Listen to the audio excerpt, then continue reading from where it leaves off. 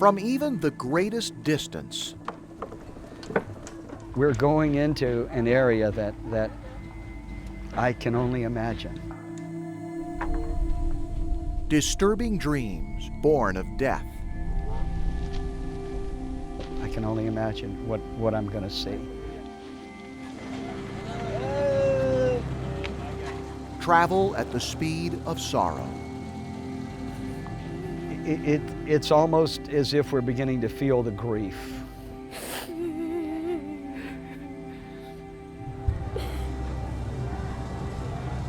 More than 150 miles from the nightmare visions of a tsunami's destruction. 1, 2, 3, 4. We actually have 5. Relief workers arrive in the Indonesian city of Medan. Okay, thank you. We have worked hard to get here. Dear God. We've come a long way. It's just orchestrated by... We've come a long way. Air Mobile Ministries is Joe Hurston's relief organization. We're going to stay at the hotel. Joe and a small group of volunteers have come to Medan with 20 water purification units they plan to donate and deliver. We're probably going to go across the top of the mountain with Jeff. With Jeff? Yes. Okay. Thank you. Joe and his group may have life-saving equipment and a passion to help, I put a lot of missions together, and this one seems to be going together extraordinarily well. what they don't have is a definite destination beyond their hotel, or a way to get there once they decide where their water purification kits might be most needed. In the streets of Medan, it can seem that the tsunami happened a world away. People here appear unaffected, though many in Medan have lost friends or family members on the northwest Sumatran coast. Joe and his wife Cindy say it's impossible to know what awaits them here in Indonesia, especially when things just outside the window seem so normal. You know, when I hear veterans who have done many, many relief efforts that have said they've never seen anything like this, and when I see veterans that have worked these kind of things, and after just a few days they're saying, "Get me out of here, I can't take it." It's the sort of thing that you just kind of brace yourself for. Hotels in Medan serve as staging areas for agencies involved in tsunami relief. Here, surrounded by all the comforts a modern hotel can offer. We are exploring options, and I will get back to you on this. Joe works on renting a plane that will take him to the most devastated area.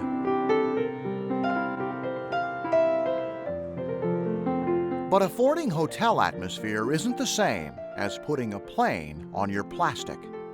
Well, a Caravan, it's a brand new, it's probably a $1.5 million airplane, so they have to try to get their investment back on the aircraft. I don't fault them for charging that, but $1,500 is a lot of money. That's per hour, and it's a 3-hour round trip. Joe and his group still have to decide where they will go.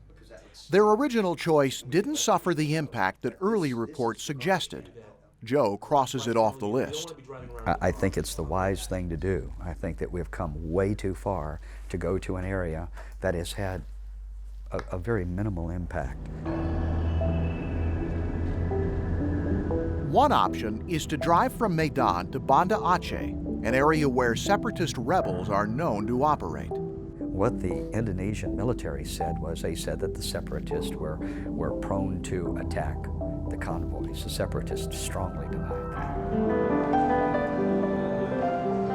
The plan that evolves is for Joe's daughter Cherie and Chris Stamper to lay out some bait that could help snare a solution. We're setting up a brief demonstration for the military and some other aid workers that are here in the hotel, just so they're familiar with the unit. They can see it in action and how easy it sets up. This is a brand new one, so it's a little tight on here. The idea is to do a little horse trading. We have 6 to go donate it out to Malabo right now. parlaying Joe's Voyager water purification units into a ticket out of town. Basically, the unit weighs about 20 pounds, which is very light. It can pump 120 liters per hour. It uses ozone and UV. Yeah. Joe has deployed these units to disaster areas around the world. He knows they save lives, and after a short demonstration, Plug it into a generator, or plug it into your car or your vehicle, and wherever you go, you can pump water. an Indonesian aid worker has 2 donated units, but Joe still has no transportation. We need help to try to get this out there. By the next morning, it is clear someone was impressed with the hotel demonstration. Well, we're about ready to board a Chinook, heading over to Malabo.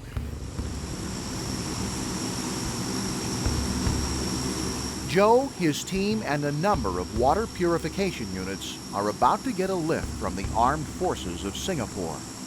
Our mission here to get goods from Singapore and send it to Banda Aceh and Malabo. Besides Joe and his crew, the passengers include a number of people from the city of Malabo, returning home for the first time since the tsunami struck. Yes, to Malabo. Malabo. Yes.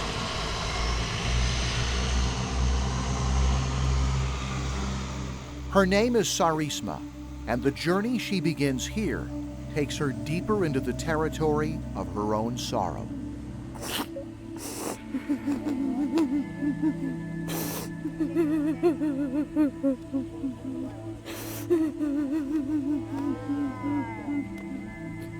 She has about 40 relatives unaccounted for, and she lost her husband and children. She's all alone. She has nobody left. Aku cuma sendiri di Medan, juga sama anak-anak bertiga. Itu anak kecil.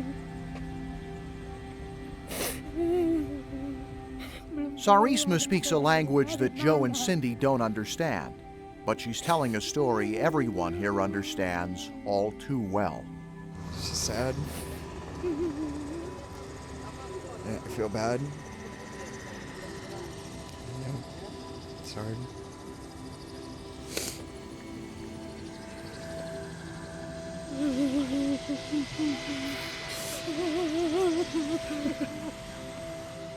As wrenching as Joe's team finds Sarisma's story, hers is just one of who knows how many waiting to be told on this tarmac.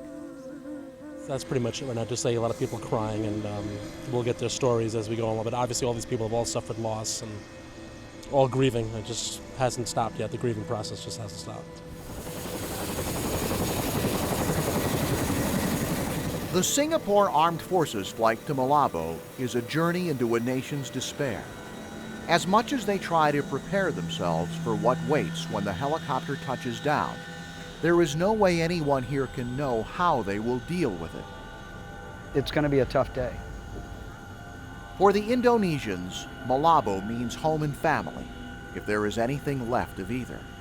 For Joe Hurston, Malabo means a chance to help, no matter how much it hurts. For everyone here, Malabo is somewhere beyond the horizon, and there is no turning back. We've all had a hard time sleeping. Never before in modern history have we encountered anything like this, and we're about ready to go to ground zero. When World Report continues, You know, where do you start? what do you do when there is so much to do?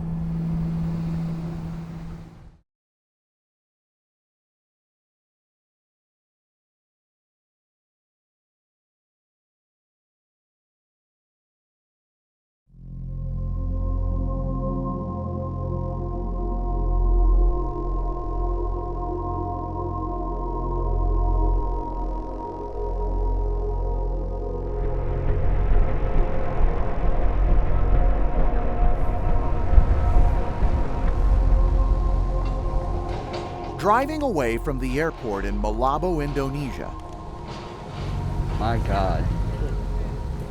My God. There is an immediate assault on the senses. For Joe Hurston and his small group of aid workers, Looks like a giant just came through here and smashed everything. the sights, sounds, and smells of this city speak louder than any words. God. You know, you see pictures on TV and it doesn't do anything compared to what we're seeing. Underneath all this rubble, there's no telling how many people there are. It's seeing televisions and children's dolls and things mixed in with the trash. There's not really any words to describe it. For Joe and his team, the question is how to help when there is no one to help. Malabo was closer than almost any population center to the magnitude 9 earthquake that shook the city on December 26, 2004. The earthquake was the beginning of the end for downtown Malabo. The wall of water that followed finished the job. Oh my God!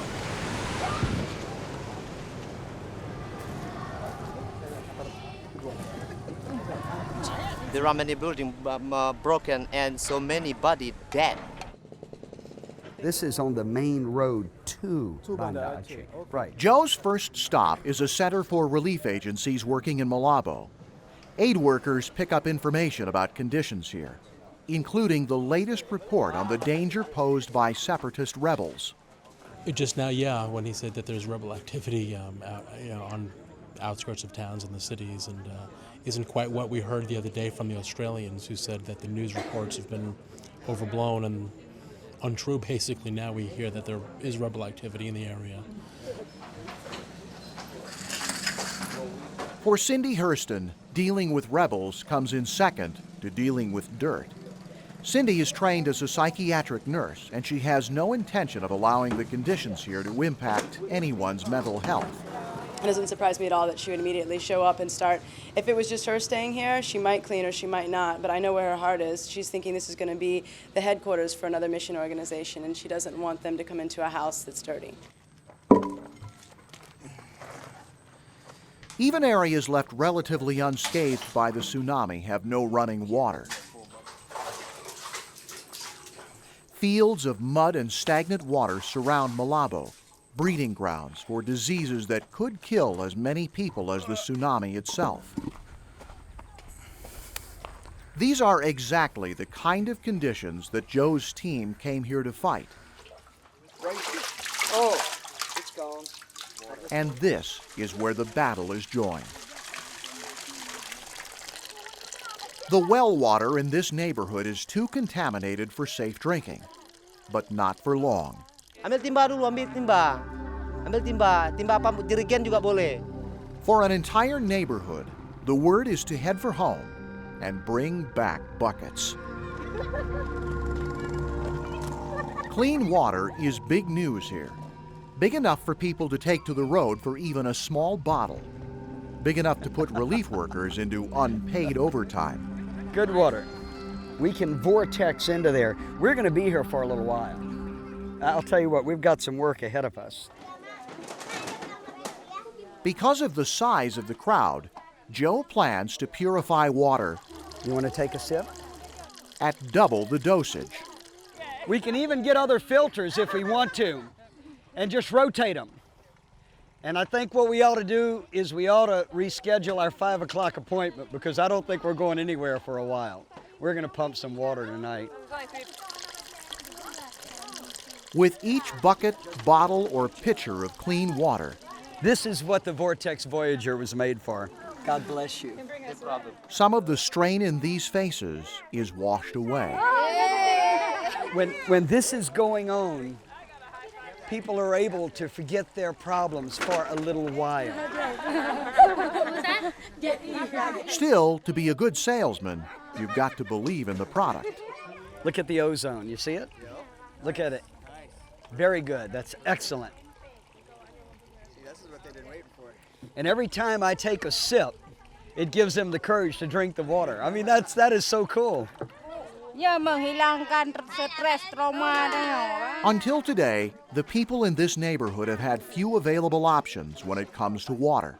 They have to buy some water at the market. So after we give some water for them through this mission, they are very happy. Yes. Today, straight from the tap, they drink to newfound friends as Joe's twin Voyagers pump a steady stream. That is cool. That is really a good idea. It takes a lot of pressure off the technology also, because then you can just work. If one goes down and it's still pumping, the people are encouraged. That's the way to do it. Almost every day since the tsunami struck, cargo planes have airlifted tons of bottled water to places like Malabo. Less than 24 hours before pumping purified water in a Malabo backyard, Joe Hurston was waiting for his helicopter ride into the devastated area. He decided to assess the potential of his water purification units by crunching some numbers. We have behind us C-130s loaded right now. If I had 20 Voyagers there, those 20 Voyagers would produce as much surgically pure water as that C-130 right there. That's pretty amazing. For so many in Malabo, life is little more than a daily ordeal of endurance. In shelters around the city, survivors gather for food, for water, for the comfort that comes with shared suffering. Almost every person here can tell of losing someone or several someones.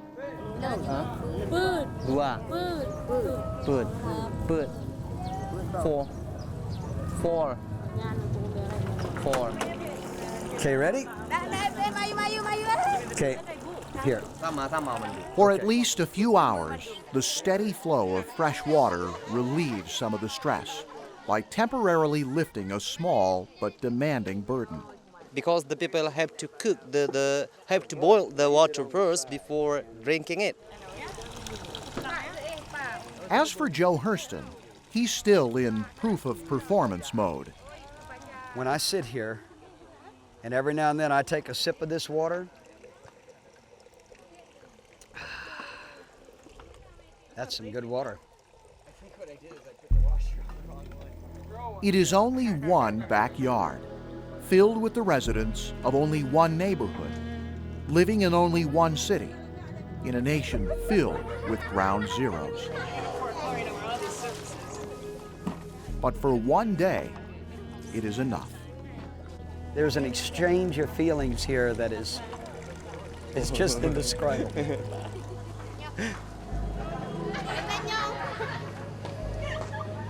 When World Report continues, the power of an image and gauging the success of one man's mission.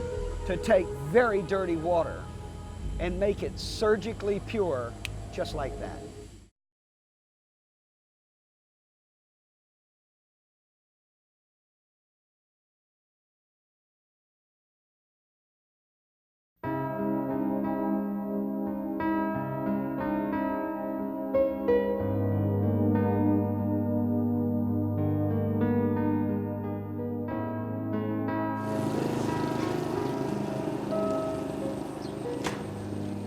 Imagine your home torn from its foundations, your means of making a living torn apart, your family torn from your embrace. There you go. Very good. Yeah, okay. Eh? Good. And then, putting on a happy face for the camera. The one thing that I saw again and again with the Indonesian people was them wanting to take pictures, and that's hard for me to imagine. For Cherie Hurston and the people she photographs, usually I can get a really good image to be able to show the world what it is that this person's feeling at that moment. This is a kind of therapy. Whenever I slow down for more than a moment, whenever I'm not running around, I start crying, and I just don't allow myself to slow down. Documenting disaster and despair can take its toll, but even the most painful image can be a powerful engine of empathy.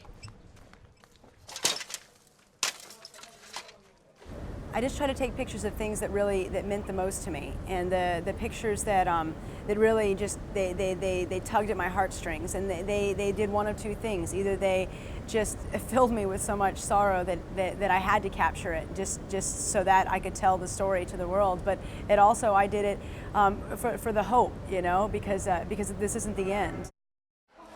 What's your name? Hope can be hard to find throughout this part of Indonesia. At a refugee center in Medan, each day begins and ends with a check of the missing persons bulletin board, where more images of anguish confront those here to help. When Shane Turner arrived in Medan, he hoped his training as a firefighter and rescue worker would be put to use.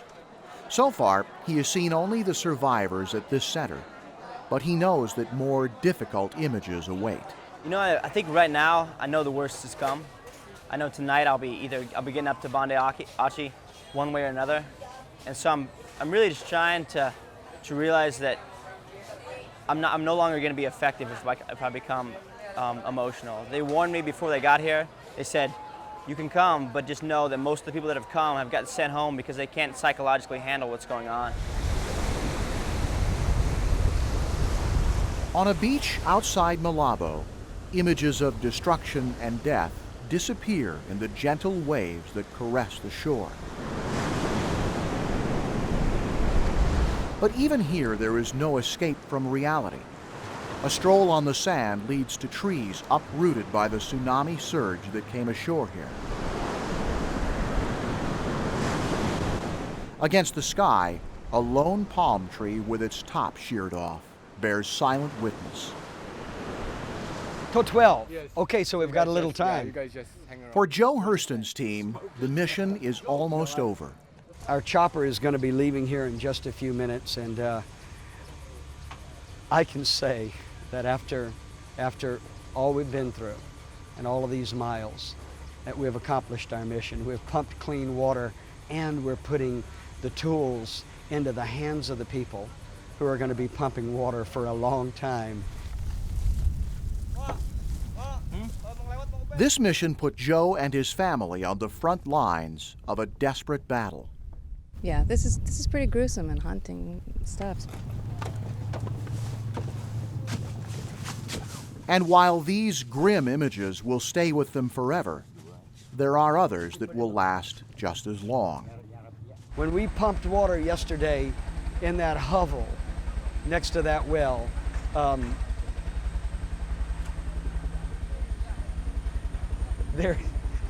there's nothing to describe that. There's just nothing to describe that.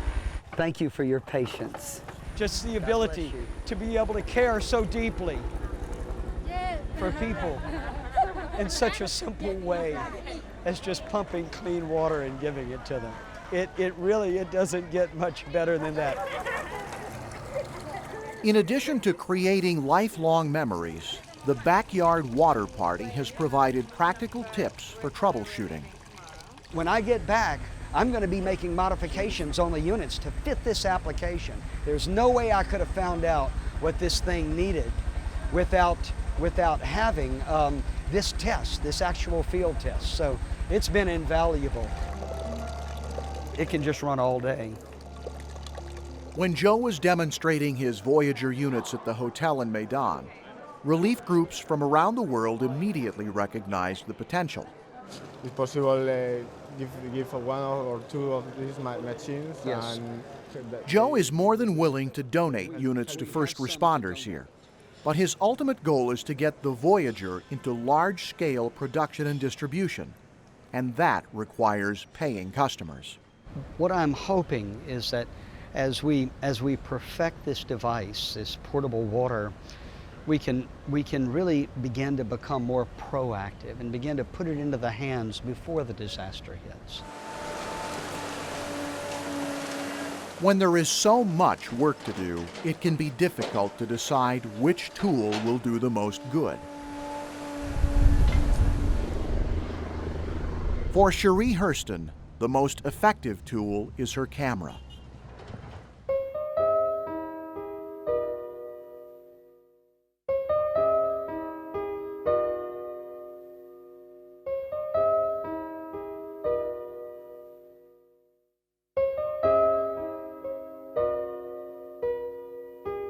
Through her lens, Cherie captures heartache and hope, often living side by side. I kept trying to walk away from scenes where there were bodies or where there was just complete desecration, and the people continued to call me back, please take my picture, take my picture. They wanted me to be able to help them, to tell the world what they were going through. In the suspended moment of a photograph, the world is forever fixed at one instant. And if Cherie had to choose the one instant to convey the experience of Malabo, it is the image of a child. And I got one picture, it was just right up in her face, and she's holding an orange, and she looks at me, and she's just got the most serene face, and I could see the trust in her eyes, and I could see the hope in her eyes. For others, no photograph can match moments indelibly inscribed onto the canvas of memory. She was dressed impeccably, and she was standing there, just the very picture of courage. And when I said, "I'm sorry, I'm so sorry," she broke. And when she broke, I broke. And come to find out, she had lost 3 children, her husband, 40 members of her family. And I watched this very strong woman trying so hard to be strong for her boys. And I watched her boys just looking up at their mother as she just cried on my shoulder. It was a moment I will never forget.